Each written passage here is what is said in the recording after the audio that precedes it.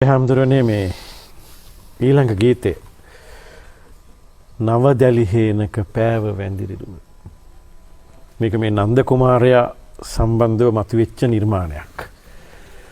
තවත් අපේ බෞද්ධ සාහිත්‍යයේ විවිධ තැන්වලදී අපිට විවිධ උදාහරණ උපහරණ සහිතව උපදේශාත්මක විදිහට පාවිච්චි කරන චරිතයක්. ඔබ වහන්සේ මේ ගීතය අපිට තෝරලා දෙනවා. ප්‍රේමයනි. ඔව්. මම තෝරපු ගීත අතරත ආසාවෙන්ම තෝරපු ගීතයක් මේක. එහෙම වෙනකොට කෙනෙක් කියන්න පුළුවන් හාමුදුරු ප්‍රේමය පොය දවසක් ආදර සින්දු ගැලපෙනවද නිවන්ද මේ ඇයි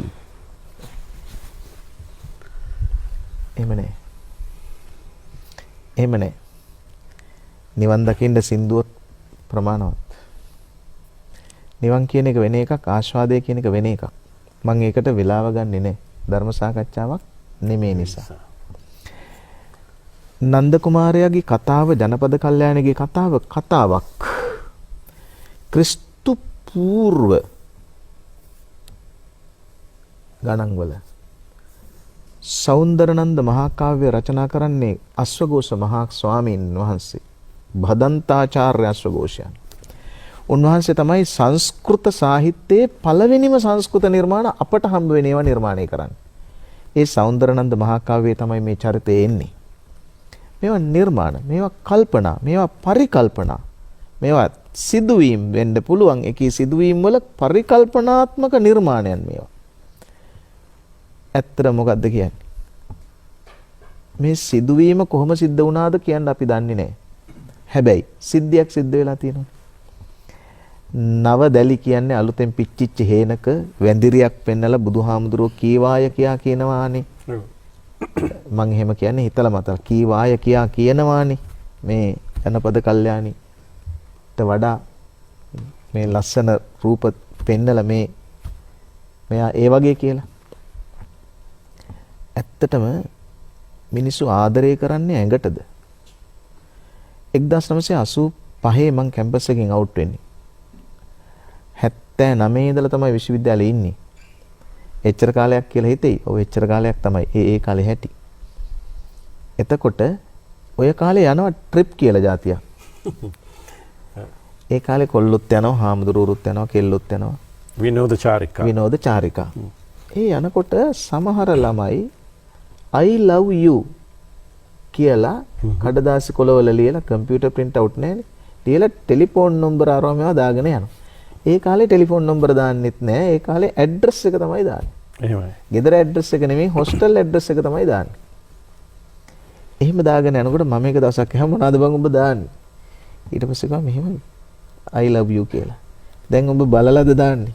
ඔව් බලලා දානවා. කාටද දාන්නේ? කෑන් ළමයින්ට. දැක්ක ගමන් I love you කියලා කියන්න පුළුවන්ද බං? කියලා දැන් ඇහුවා. ඇහුවාම විශ්වාස කරන්න මේ කොල්ලා ටිකක් හොඳ කොල්ලෙක්. යන්නකම් එනකම් සින්දු කියන්නේ නැතුව කල්පනා කර ගියා. මං ඇහුවේ ගෑනු ළමේ දැක්ක ගමන් I love you කියලා හිතලා ඇඩ්‍රස් එක දෙන්න පුළුවන්ද? ඇඩ්‍රස් එක විතරක් දෙන එක වෙන කතාවක්. I love you කියන්න පුළුවන්. ආදරය කරන්නේ ඇස් දෙකටද?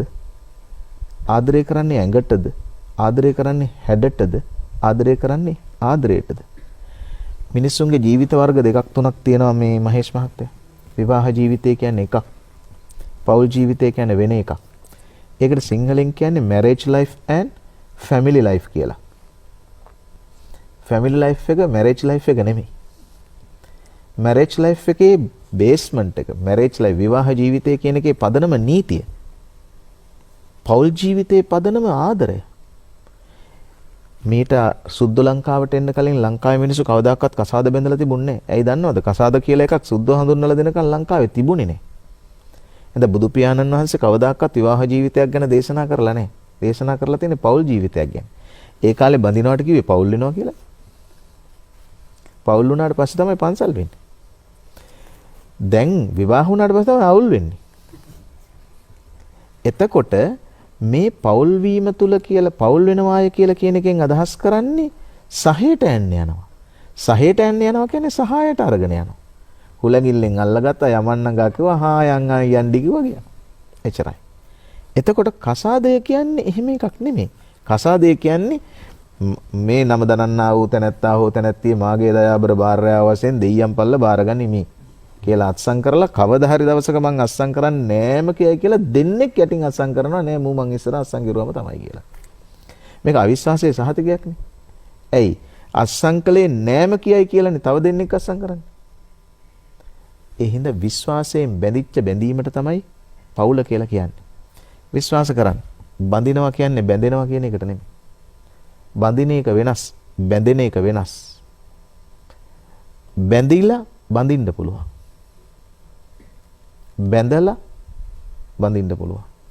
බැඳෙන්න පුළුවන්. සමහරු ඉන්නවා බැඳලා බැඳිලා නැහැ. සමහරු ඉන්නවා බැඳිලා හිටපු එකාව බැඳලා නැහැ.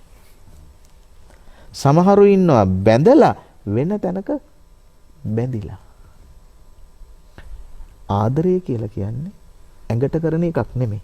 මේ කියන කතාව ඇත්තටම ආදරය සහ ප්‍රේමය කියලා කියන එක සැබෑවට හඳුනාගත්ත සමස්ත ජීවිත කාලයේම ආදරයට සහ ලෙන්ගතුකමට ස්නේහවන්ත දයාබරකමට ජීවිතේ පරිත්‍යාග කරපු ගෑනුන්ට සහ පිරිමින්ට පූජාවක් වෙන්න ඕන මේ කියන කතාව. ඔවුන් වෙනුවෙන් මේ වැඩසටහන වෙන් වෙන්න ඕන මේ කතාව. ඇයි මං එහෙම කියන්නේ? මෙයා කියනවා සුරංගන රූසිරු දුට්ටිමි තුටිනි හැඳින්නෙමි. ගෑන් ලස්සන ගැහණියක් දැක්ක තමයි. ගැහණිය ලස්සනයි තමයි. ස්වාමීනි භාග්‍යවතුන් වහන්සේ සුරංගන රූසිරු තුටිනි හැඳින්නෙමි. ඒ උනාට සිත් ලෙස දෙනුවන් බඳුන් පුරා මං ඒක දැක්ක තමයි බැලුවා තමයි. මා හඳුනන මගේ හදගත් කලනිය මට නුදුරුයි ඒ සුරංගනට වඩා. මම බැඳුනේ ආදරෙන්. ඒ බැඳිච්ච ආදරයට අවමානයක් කරන්න බෑ. ඇයි? ඇඟට බැඳුනා නම් අවමාන කරන්න පුළුවන්. පෑව වැඳිරුරුව සමාන වෙන්නේ ඇඟකට. මං ආදරය කළේ ඒ ඇඟට නෙමෙයි. මං ආදරය කළේ ජනපද කල්යාණි නම් මගේ ආදරයට. ඇත්තටම බැඳුනේ ආදරයට. බැඳිච්ච හැම එකෙක්ම බඳින්න ඕනේ නෑ මහත්තයෝ. බැඳිච්ච හැම එකෙක්ම බඳින්නෙත් නෑනේ. ආදරය ආදරයක්සේ රං කරඬුවක තියාගෙන ආරක්ෂා කරන්නාසේ මියනතුරු ආදරෙන් බැඳිලා ඉන්න බැරිද මිනිසුන්ට? ආදරය ආදරයක්සේ රං කරඬුවක තියාගෙන පූජනීයව තියෙන්න බැරිද? කසාදයෙන් කෙලවර කරන්නේ නෑ සමහර ආදර. ආදරය කියන්නේ මනෝභාවයක් නේ. ආදරය කියන්නේ හිතට දැනෙච්ච එකක් නේ. මම කාට හරි ආදරේ නම් ඉතින් මොකද කරන්නේ? ඒක හිතට දැනෙච්ච එකක් නේ. මම මේ සින්දුවට හරි ආදරේ. ඉතින් මොකද කරන්නේ? ඒක මහේෂ් මහත්තයා කැමති නැහැ කියලා මම මොකද කරන්නේ? ආන් ඒ වගේ මිනිස්සු ගෑනුන්ට හරි ගෑනු මිනිස්සුන්ට හරි ආදරය කරන්න හිතේ. ඒක ලෙන්ගතුකමක්. ඒක ස්නේහවන්ත භාවයක්. ඒක මනෝභාවයක්. ඒක ඇඟකට කරන්න බෑ. ඒක ආයිබ්‍රෝස් වලට කරන්න පුළුවන් දෙයක් නෙමෙයි. ඒක මේකප් වලට දාන්න පුළුවන් දෙයක්ුත් නෙමෙයි. ඒක ඇඳුමකින් ගන්න පුළුවන් දෙයක්ුත් නෙමෙයි. ඒක නිසා විවාහය වනාහි ආදරයේ බාධාවක්. කසාදය වනාහි පෞල් ජීවිතේ විනාශ කිරීමට හඳුන්වලා දුන්න කෙමනක්. ආදරය නම් ප්‍රේමයයි. ප්‍රේමය නම් ස්නේහයයි. කියන්නට දේ දහසක් ඇතත් මම එක වචනයක් ඔබ නියෝජනය කරමින් කියනවා. අවංකවම හදවත තට්ටු කරලා අහන්න ලොකු සැහැල්ලුවක් දෙන්න නේද? ලොකු සැහැල්ලුවක් දැනෙනවා.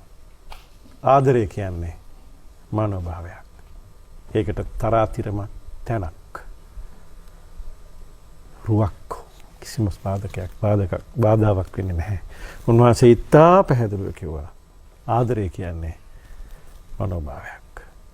අපි හම් ගීතේ.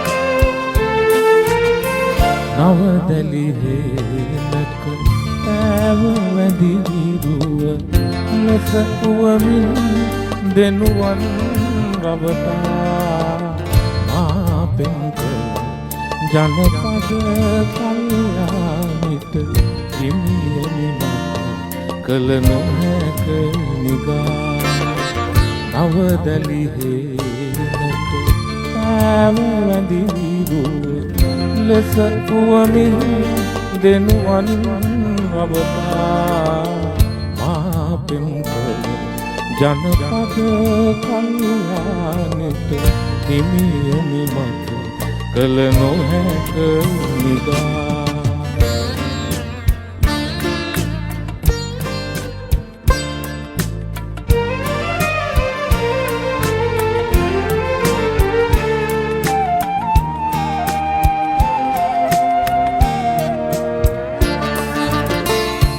රඟනරු සිරු දුටිනි හැඳින්නෙමි සිත් ලෙස දෙනුවන් බඳුන් පුරා සුරඟනරු සිරු දුටිනි හැඳින්නෙමි සිත් ලෙස දෙනුවන් බඳුන් පුරා මා හඳුනන මගේ හදගත් කලනිය මට නුදුරු සුරඹුනට වඩා නවදැලි හේනක පාව වැදි විරුව ලෙස උවමින් දෙනුවන් රවටා මා පෙම්කල ජනපද කල්යානිට හිමියමි මට කළ නොහැක නිගා